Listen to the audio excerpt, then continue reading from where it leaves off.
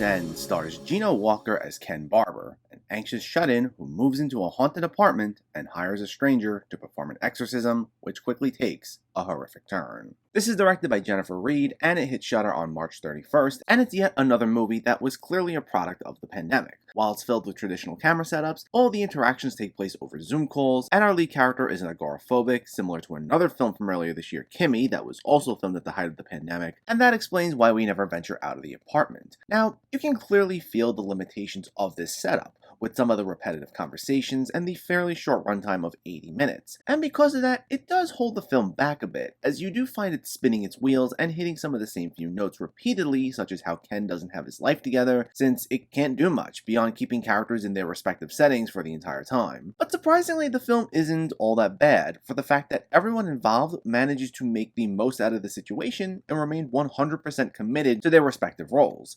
First off, similar to a lot of these other low-budget, limited-setting horror films, it's at least well-directed. I'm not familiar with Jennifer Reed prior to this, but she does give the film a nice sense of claustrophobia to set the mood, and there was some imagery that was genuinely creepy. It might all be stuff we've seen before, with characters experiencing visions and we see them losing their minds, but it worked for what it was. And Geno Walker really gives it his all to make for a compelling lead. I will say the one thing I found kind of funny about Ken's arc is that he just started a YouTube channel, and his videos aren't exactly viral videos, and they portray his journey to getting monetized with income that's somewhat sustainable as very short, which we all know is not the case at all with YouTube. But regardless, due to Walker's commitment to the role, I still enjoyed following his character. Likewise, despite all their conversations taking place via Zoom, the supporting cast all seemed like they had a blast with this, from Felonious Monk as Ken's friend Terry, Katie Arrington as his ex, and Michael Shannon as her new husband, who by the way are a married couple in real life, and Lawrence Grimm as Colin Albertson, the exorcist in question who plays things in a very Vincent Price-esque sort of way that I found to be absolutely scene-chewing. And once this character gets more involved, well, this movie takes some turn, not just due to his campy performance, but the direction the story takes in the last 20 minutes or so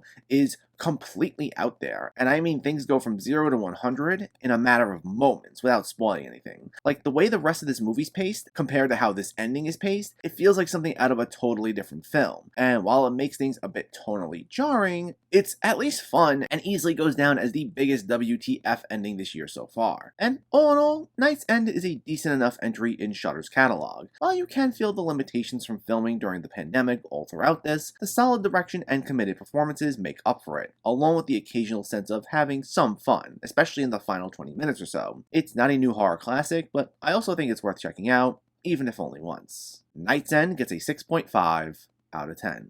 So let me know, did you see Night's End, or are you planning to see it, and what were your thoughts? Did you find it scary, and what did you think of the ending? Let me know in the comments below so we can discuss. Also, if you enjoyed this video, please give it a like, and share it, and for more movie reviews and film discussion, please make sure to hit that subscribe button to stay updated. Thanks for watching everyone, and keep having fun with film.